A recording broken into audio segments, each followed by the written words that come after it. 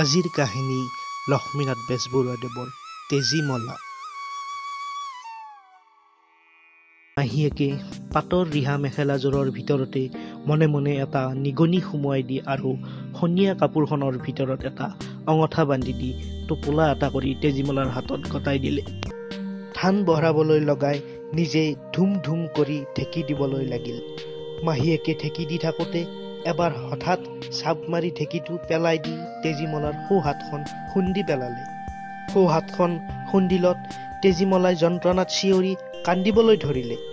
মই মৰিলো, মাহীয়াই মোৰ হাতখন ঢেঁকিৰে খুন্দিলে। পাহৰণি মাৰিডালেৰে মাহীয়েকে তেজীমলাক পিঠিত কোবাবলৈ ধৰি তেজীমলাক বাওঁ হাতেৰে সুবলিত ধান বঢ়াবলৈ দিবলৈ হুকুম দিলে। হেই কুলক্ষণী, এইবাৰ বাওঁ হাতখনেৰে ধান ভৰা। বাওঁ হাতখন আছে নহয় তোৰ? এইখনো তাই ভাঙিব লাগিব ঢেঁকিৰ চাপ পেলাই। বাওঁ হাতেৰে তেজীমলাই ধান বঢ়াই থাকোঁতে মাহীয়েকে সোঁ হাতৰ দলে তেজীমলাৰ বাওঁ হাতখনো খুন্দিলে। বাওঁ হাতখন খুন্দি এক হাউদৰ দুজনী ঘৈণীয়েক আছিল। ডাঙৰজনীৰ এজনী মাথো জীয়েক আছিল। তাইৰ নাম তেজীমলা। সৰুজনীৰ কোনো ল'ৰা ছোৱালী নাছিল। তেজীমলাৰ মাক তেজীমলা সৰুকালতেই মৰিল। সেই দেখি মাহীয়েকে তুলি তালি ডাঙৰ দীঘল কৰিছিল। ঘৰখনত একেজনী ছোৱালী। তেজীমলা বাপেকৰ বৰ চেনেহৰ আছিল, কিন্তু মাহীয়েকে হলে পেটে পেটে তেজীমলাক সমূলি দেখিব নোৱাৰিছিল। কেৱল গিৰিয়েকৰ ভয়তহে তাই তেজীমলাক প্ৰতিপালন কৰি ডাঙৰ দীঘল কৰিবলগীয়াত পৰিছিল। আজি কাইলৈ তেজীমলা 10-11 বছৰীয়া হ'ল। সেই গাঁৱৰে ভাল মানুহ এঘৰৰ সমনীয়া ছোৱালী এজনীৰ সৈতে বাপেকে সখি বন্ধাই দিলে। তেজীমলাৰ বাপেক বেপাৰ বাণিজ্য কৰা মানুহ। বেহা বেপাৰলৈ নগলে নচলে। সেই দেখি সততে তেওঁ চাৰিওফালে বেহাই ফুৰিবলগীয়াত পৰে। এইবাৰ 6-7 মাহলৈকে তেওঁ বেপাৰৰ নিমিত্তে দূৰলৈ যাবলগীয়াত পৰিল। সেই দেখি তেওঁ যাবৰ সময়ত ঘৈণীয়েকক ওচৰত মাতি আনি তেওঁৰ অতি আদৰুৱা তেজীমলাক ঘৈণীয়েকৰ হাতত গতাই দি ক'লে যে, এইবাৰ মই 6-7 মাহলৈ বিদেশলৈ যাওঁ।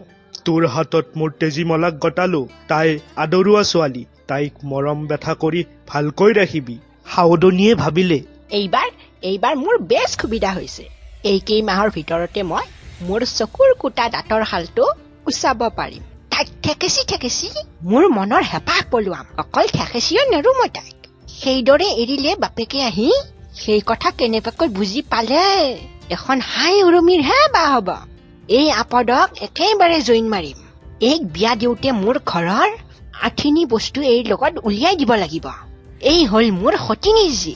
মোৰ কপালততো কোনো ল'ৰা ছোৱালী নহলে সতিনীৰ এইটোকনো পোহপাল দি মোৰ কি লাভ হব? বাপেকে এইৰ লগত যিখিনি ধন বস্তু উলিয়াই দিব সেইখিনি মোৰ আয়ুৰ ঘৰলৈ পঠালে উপকাৰ হব। সেইকাৰণে এইৰ দেউতাক উভতি অহাৰ আগতে এটা বুদ্ধি কৰি এইৰ ওৰ পেলাব লাগিব। ইয়াকে মাহীয়েকে ভাবি হাউদে নাও মেলি যোৱাৰে দিনৰ পৰা তেজীমলা দায়ৰ চেলু বিচাৰিবলৈ ধৰিলে আৰু যিমানেই পাৰিলে তেজীমলাক অকলে পাই দুখ দিবলৈ ধৰিলে। ইতিমধ্যে তেজীমলাৰ সখীয়েকৰ বিয়া আহিল। পৰহিলৈ বিয়া। সখীয়েকৰ ঘৰৰ পৰা তেজীমলাক বিয়ালৈ মাতি পঠিয়ালে। বিয়াৰ 3-4 দিন সখীয়েকৰ ঘৰত থাকি তেজীমলাই ৰং ধেমালি কৰি নোৱাই ধুৱাই সখীয়েকক বিয়া দিব লাগে। তেজীমলাৰো বৰ হেঁপাহ যে বিয়াৰ কেইদিন সখীয়েকৰ ঘৰত থাকি ৰং ধেমালি কৰি তাই বিয়া খাব। মাহীয়েকে অনেক দিনৰে পৰা আলোচনা কথা সিদ্ধি হবৰ আগন্তুক হৈছে ভাবি তেজীমলাক বিয়ালৈ যাবলৈ অনুমতি দি লোকক দেখুৱাই উৰুক মুৰুক কৰি তেজীমলাক বিয়াক পিন্ধিবলৈ কাপোৰ উলিয়াই ইটো জপা মেলিছে, সিটো জপা মেলিছে, ইটোৰ পেৰা মেলিছে, সিটো পেৰা মেলিছে। এইযোৰ কাপোৰ আমাৰ আইটিটোলৈ ভাল হবনে? এইখন ৰিহা সেইখন মেখেলাই তাক খুৱাবনে? এনেবিলাক কথা কৈ মাহীয়েকে আড়ম্বৰ কৰিবলৈ ধৰিলে। মাহীয়েকৰ ভাল পাটৰ ৰিহা মেখেলা এযোৰ আৰু এখন উত্তম গুণাৰ পাৰি দিয়া সনীয়া কাপোৰ আছিল। শেষত তাকে মাহীয়েকে উলিয়াই তেজীমলাক বিয়াত পিন্ধিবলৈ দি ক'লে, আইটি, এই কাপোৰযোৰ আৰু সনীয়া কাপোৰখনকে তোক পিন্ধিবলৈ টোপোলা বান্ধি দিওঁ। তই এতিয়া তোৰ গাত থকা কাপোৰযোৰেৰে সখীয়েৰৰ ঘৰলৈ যা। সখীয়েৰৰ ঘৰৰ ওচৰ পালে টোপোলাত দিয়া ৰিহা মেখেলা আৰু কাপোৰ পিন্ধিবি। ইয়াৰ পৰা পিন্ধি গলে খোজকাঢ়ি যাওঁতে বাটত ধূলি মাকতি লাগি কলা হব।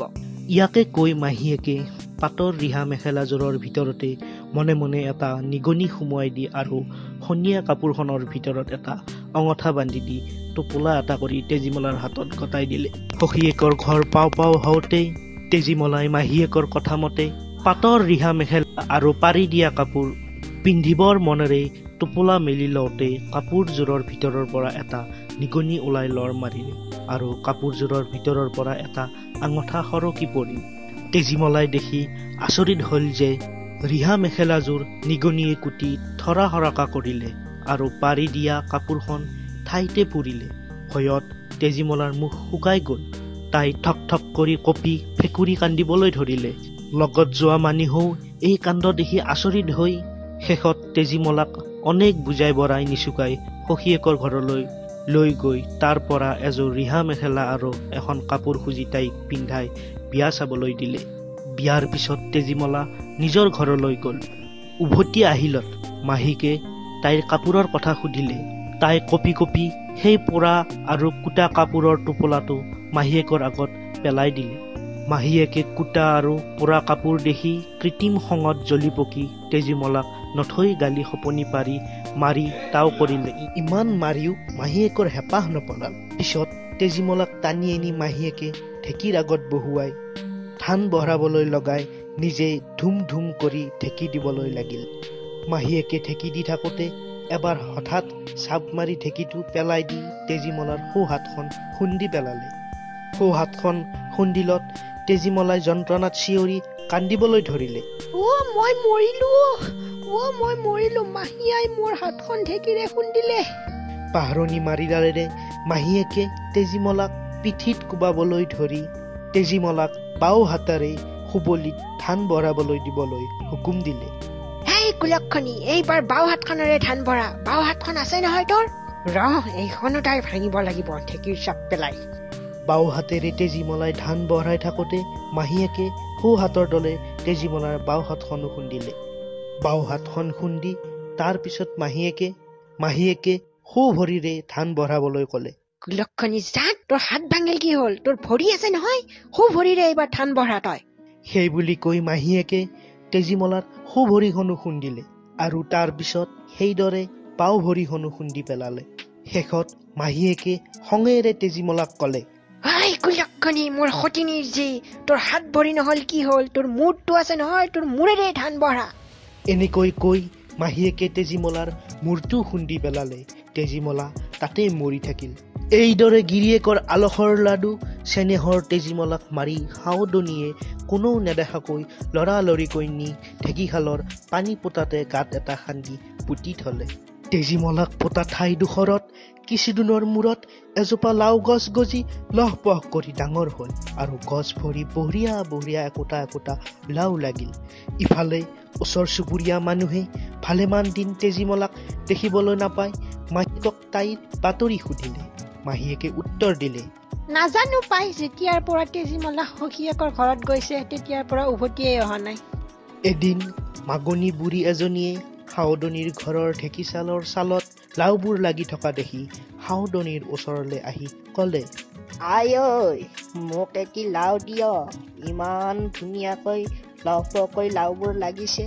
তেজীমলা মৰাৰ দিনৰে পৰা মাহীয়েকে ঢেঁকীশালৰ ফালে যোৱাই নাছিল। সেই দেখি লাওজোপা তাইৰ চকুত পৰা নাছিল। সেই দেখি তাই মাগনী বুঢ়ীক উত্তৰ দিলে, মই তোক লাও দিবলৈ ক'ত পাম? মই নিজে আজি ভালেমান দিন লাও খোৱা নাই। তাকে শুনি মাগনী বুঢ়ীয়ে ক'লে, কিয় আই এনেকৈ কয়? আপোনাৰ ঢেঁকীশালৰ চালতে দেখোন লাও ভৰি লাগি আছে। বুঢ়ীৰ কথা শুনি সাউদনীয়ে আচৰিত মানি ক'লে, মই হ'লে লাও ক'ত আছে এইবিলাক দেখা নাই। তই দেখিছ যদি কেইটা লাগে ছিঙি লৈ যা।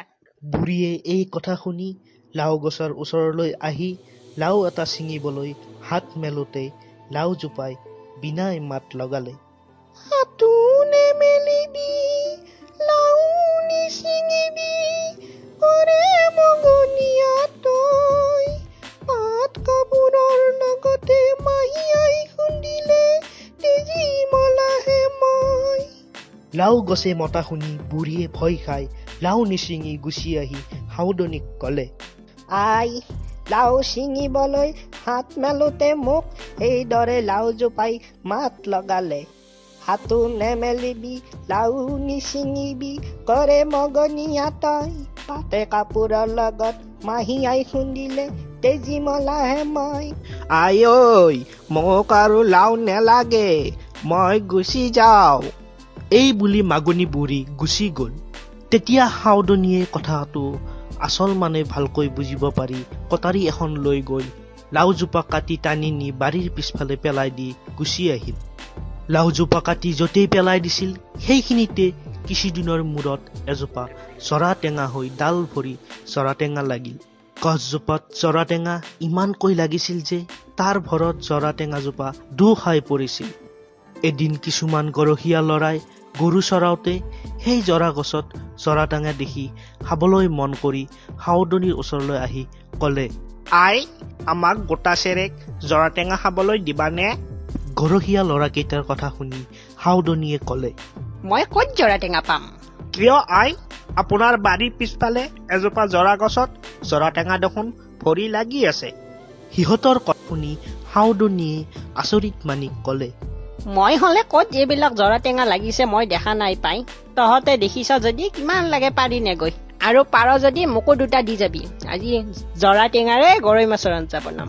সাউদনীৰ হুকুম পাই গৰখীয়া ল'ৰাকেইটা জৰা টেঙাৰ কাষলৈ গৈ জৰা টেঙা পাৰিব খোজোতে গছজোপা বিনাই মাত লগালে, ভাইও বোলো মই, ককাই বোলো মই, গাঁৱৰে গৰখীয়া, হাতো নেমেলিবি জৰাও নিছিঙিবি, ঘৰলৈ উভতি যা, পাত কাপোৰৰ লগতে মাহী আই খুন্দিলে তেজীমলাহে মই। গৰখীয়া ল'ৰাহঁতে এই বিননি শুনি কিবা দেওভূত গছজোপাত আছে বুলি জৰা টেঙা নিছিঙি তাৰ পৰা আহি সাউদনীক এই কথা কৈ, আই জৰা টেঙাজোপাত ভূত আছে। আমি টেঙা ছিঙিবলৈ যাওঁতে গছজোপাই এনেকৈ কয়, ভাইও বোলো মই, ককাও বোলো মই, গাঁৱৰে গৰখীয়া, হাতো নেমেলিবি জৰাও নিছিঙিবি, ঘৰলৈ উভতি যা, পাট কাপোৰৰ লগতে মাহী আই খুন্দিলে তেজীমলাহে মই। বাপা ঐ এই টেঙা নেখাওঁ, ভূত আছে, আমি যাওঁ বাপ ঘৰলৈ। সাউদনীৰ চাটকেৰে মনত পৰিল যে তাই লাও গছজোপা কাটি সেইখিনিতে পেলাই দিছিল।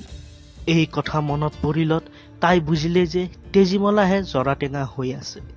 ইয়াকে ভাবি সাউদনীয়ে জৰা গছজোপা কাটি নৈত উটাই দিলে। জৰা গছজোপা নৈত উটি গৈ ওচৰৰে ঘুলি এটাত ৰৈ এজোপা পদুম হৈ এটা সুন্দৰ ফুলেৰে জকমকীয়া হ'ল। কিছুদিনৰ মূৰত বেহা বেপাৰ কৰি সেই নৈয়েদিয়ে তেজীমলাৰ বাপেক নাৱেৰে আহোঁতে নৈৰ গুলিত গছজোপাত সুন্দৰ পদুম ফুল এটা ফুলি থকা দেখি তেজীমলালৈ সেই ফুলটো লৈ যাওঁ বুলি ভাবি নাৱৰীয়া এটাক সেই ফুলটো ছিঙি আনিবলৈ ক'লে। নাৱৰীয়াটোৱে ফুলটো ছিঙিবলৈ হাত মেলোতে পদুমে বিনাই গালে, হাতো নেমেলিবি ফুলো নিছিঙিবি, অৰে নাৱৰীয়া তই, পাট কাপোৰৰ লগতে মাহী আই খুন্দিলে তেজীমলাহে মই। ফুলে বিনোৱা দেখি নাৱৰীয়াটোৱে ভয় খাই সাউদাক ক'লে। সাউদে সেইটো কিনো চাওঁ বুলি ওচৰ চাপি গৈ ফুলটো ছিঙিবলৈ হাত মেলোতে ফুলে আকৌ বিনাই মাতিলে, হাতো নেমেলিবি ফুলো নিছিঙিবি, চেনেহৰে পিতাই দেও, পাট কাপোৰৰ লগত মাহী আই খুন্দিলে তেজীমলাহে মই। তেজীমলাৰ বাপেকে তেজীমলাৰ মাহীয়েকৰ স্বভাৱৰ কথা আগৰে পৰা জানি থৈছিল। সেইকাৰণে ভাবিলে যে ইজনী নিশ্চয় তেজীমলা। ইয়াকে মুদৈয়ে ভাবি তেওঁৰ বাওঁ হাতত তেওঁৰ মুখৰ তামোলৰ এখন চোবা আৰু সো হাতত এটা লাডু লৈ ক'লে যে, যদি তই মোৰ তেজীমলা হয় তেন্তে নিশ্চয় তই শালিকী হৈ উৰি আহি মোৰ হাতত পৰি এই চোবাটি খাবি, আৰু যদিহে নহয় আন কোনোবা হয় তেন্তে এই লাডুটো নিবি। এই বুলি তেওঁ কওঁতে পদুম ফুলটি শালিকা এটি হৈ উৰি আহি তেওঁৰ হাতত পৰি চোবাটি খালে। বাপেকে তেতিয়া সেইটি তেজীমলা বুলি নিশ্চয়কৈ জানি শালিকাটি এটা সজাত সুমাই লৈ আহিল। সাউদে ঘৰ পাই ঘৈণীয়েকক সুধিলে, তেজীমলা কলৈ গ'ল? হাউদৰ কথা শুনি ঘৈণীয়েকে ভয়ে ভয়ে উত্তৰ দিলে। তেজীমলা মোমায়েকৰ ঘৰলৈ গ'ল। বহুত দিন হ'ল ঘূৰি অহাই নাই। সদাগৰে ঘৈণীয়েকক খুকুটি খুকুটি প্ৰশ্ন কৰি আচল কথাটো উলিয়াই লৈ হৈ কৰালে। ইয়াৰ পিছত শালিকাটিৰ গাত নিজৰ পানী গামোচাখন পেলাই দি ক'লে, যদি তই মোৰ তেজীমলাহে আৰু যদি মোলৈ তোৰ মৰম আছে, এই গামোচাখন পিন্ধি তই মানুহ হবি। এই কথা শুনি তেতিয়াই তেজীমলা আগৰ দৰে হ'ল আৰু হাউদে ঘৈণীয়েকক শাস্তি দি ঘৰৰ পৰা খেদাই পঠিয়ালে।